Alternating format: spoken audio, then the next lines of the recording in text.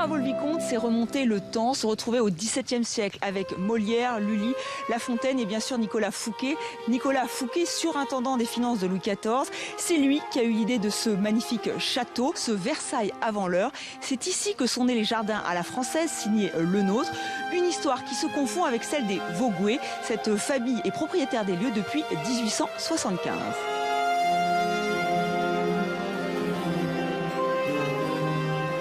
Voici donc avec l'un des châtelains, Jean-Charles de Vaugué. Bonjour. Bonjour. Donc, en quoi est-il exceptionnel le château de Vaux-le-Vicomte? C'est un château qui est unique dans le sens où, contrairement à d'autres châteaux, rien n'a bougé depuis le XVIIe siècle. C'est-à-dire qu'aucune aile, aucun bâtiment, aucune pièce n'a été transformée quasiment. Et donc il est resté dans son jus, même s'il a été bien sûr restauré complètement.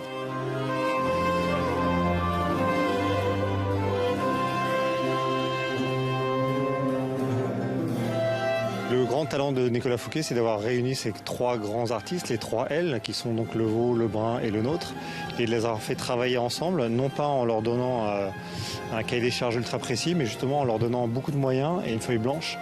Et voilà, ils ont travaillé ensemble pour créer cette harmonie parfaite, qui est un peu la définition exacte du jardin à la française, mais c'est l'harmonie entre le château et le jardin. C'est-à-dire que l'un ne pourrait pas exister sans l'autre. Il y a aussi toute une ingénierie. Alors on parle souvent de l'ingénierie à la française aujourd'hui, mais déjà au XVIIe siècle, c'était extrêmement important parce que le Nôtre s'est appuyé sur cette ingénierie.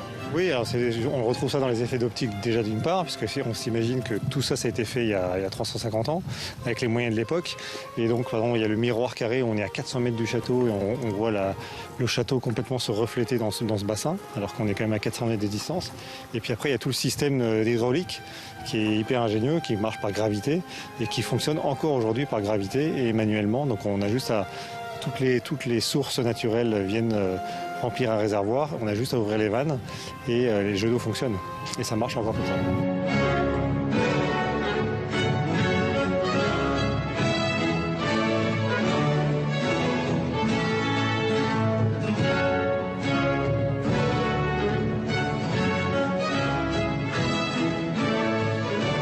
Plus que la chambre du roi, c'est un appartement qu'a créé ici Nicolas Fouquet, puisqu'il a créé l'appartement du roi.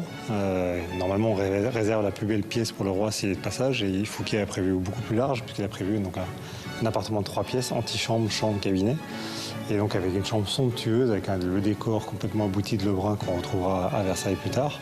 Avec beaucoup d'or, beaucoup de volume, des stucs, une chambre magnifique, une balustrade. Et voilà, l'histoire se passe la fameuse soirée du 17 août 1661, où finalement le roi a déjà demandé à Nicolas Fouquet d'organiser une fête un peu pour inaugurer son château. En fait, tout est déjà calculé par le roi. Le roi a déjà pris sa décision de faire arrêter Nicolas Fouquet. Et donc, le roi arrive de Fontainebleau avec sa cour. Et là, il y a une fête somptueuse avec une balade à travers les jardins, avec tous les jeux d'eau. Un immense repas organisé par Vatel ici, pour l'ensemble des convives, avec une vaisselle en or et en vermeil. Donc voilà, il en met plein les yeux auprès du roi. Et ensuite, également une pièce de théâtre qui va être jouée dans les jardins avec Molière et avec Lully. La première fois qu'on a l'association de la musique et du théâtre, qui sera également reprise bien évidemment à Versailles plus tard. Et puis un feu d'artifice pour clôturer la soirée. Donc voilà, il y avait de quoi rendre un peu jaloux le roi. Il est tellement impressionné, tellement jaloux qu'il a presque envie de faire arrêter Nicolas Fouquet le soir même. Et c'est la reine-mère qui est assez proche de Nicolas Fouquet qui lui empêche.